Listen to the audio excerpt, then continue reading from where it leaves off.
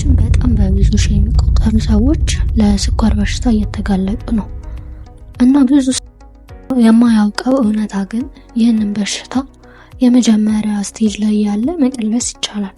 ይህንን ለማድረግ በጣም እንግዲህ የሆነ ሕክምና ውድ መድኃኒት ወይም ሀብታም መሆን አይጠበቅብንም።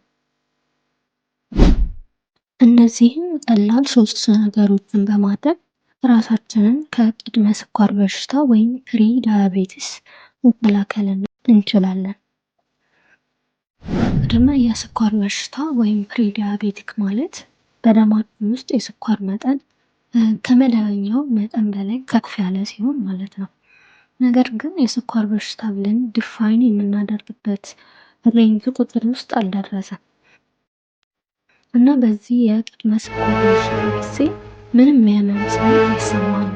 እንዲሁም ደግሞ የተለመዱት የስኳር በሽታ ምልክቶች ምንም ላይታይብን ይችላል። ሆኖም ግን በጊዜ ሂደት ይህ የደም ስኳር መጠን እየጨመረ በመሄድ የተለያዩ የሰውነት አካላታችን ላይ ጉዳት ሊያደርስ ይችላል። ማለትም በአይን፣ በኩላሊት፣ ልብ እና ነርቭ ላይ ጉዳት ያደርሳል። ይህ ሁላ የሚሆነው የስኳር በሽታ እንኳን እንዳለብን ሲሆን አንድ ማወቅ ያለብን ነገር ምን መሰላችሁ? የቅድመ ስኳር በሽታ እንዳለብን ቀድመህ ካወቅክ ማለትም የደም የስኳር መጠን ጨምሯል፣ ነገር ግን ዳያቤቲስ አለብህ የሚያስብለው ሬንጅ ውስጥ ግን አይደለም። ይህ እንዳለብህ ካወቅክና ወደ ዳያቤቲስ ሳይቀየር ቀድመህ ካደረግ የቅድመ ስኳር በሽታን ሪቨርስ ማድረግ ወይም መቀልበስ ትችላለህ። ይህንን የምታደርገው ደግሞ ያለ መድኃኒት ነው። ይህንን ለማድረግ ግን ሰውነታችንን ማገዝና ኮንሲስተንት መሆን ይጠበቅብናል። እነዚህን 3 ቀላል ድርጊቶችን ከእያንዳንዱ ዋና ዋና ምግቦች ማለትም ቁርስ፣ ምሳ እና እራት በኋላ ካደረግ እመነኝ የቅድመ ስኳር በሽታን ሪቨርስ ማድረግ ትችላለህ። አንደኛ፣ ከ10 እስከ 15 ደቂቃ የእግር መንገድ ማድረግ። ከእያንዳንዱ ምግብ በኋላ ከ10 እስከ 15 ደቂቃ በእግር መራመድ። በእግር መራመድ በደም ውስጥ ያለውን ስኳር ጡንቻችን እንዲጠቀምበት ያደርገዋል። ይህ ደግሞ በምላሹ በደም ውስጥ ያለውን የስኳር መጠን በተፈጥሯዊ መንገድ ይቀንሰዋል ማለት ነው። ሁለተኛ፣ ከምግብ በፊት 1 ብርጭቆ ውሃ መጠጣት። ምግብ ከመመገባችን ከ20 እስከ 30 ደቂቃ በፊት ቢያንስ 1 ብርጭቆ ውሃ መጠጣት። ውሃ ቀድመን መጠጣታችን ምግብ ከበላን በኋላ የሚኖረውን ከፍተኛ የስኳር መጠን መጨመር ወይም ሹገር ስፓይክን ይቀንሳል። ከዚህ በተጨማሪ ደግሞ ውሃ ከመጠን በላይ እንዳንመገብ ያደርገናል፣ እንዲሁም የኩላሊት ጤናን ይጠብቃል።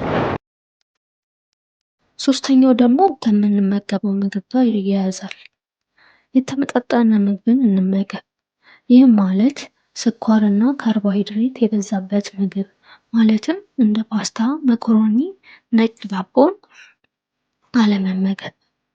ከዛ ይልቅ አትክልትና ፍራፍሬ፣ ጤናማ የሆነ ፕሮቲን ማለትም ቀይ ስጋ፣ እንቁላል፣ ባቄላ እና ምስርን በምግባችን ውስጥ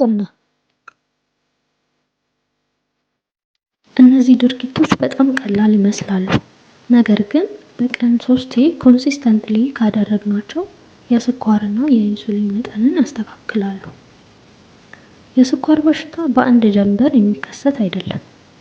አንድ ሰው ስኳር በሽታ እንዳለበት የሚያውቀው የዳያቤቲስ ኮምፕሊኬሽን ምልክቶች ከታዩበት በኋላ ነው።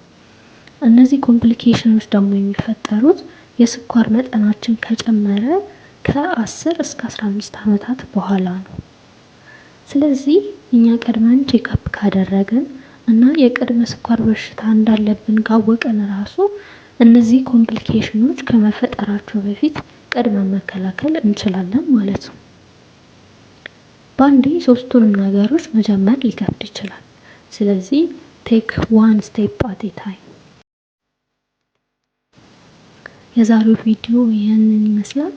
አይሆፕ ጠቃሚ ነገሮችን አግኝታችሁበታል።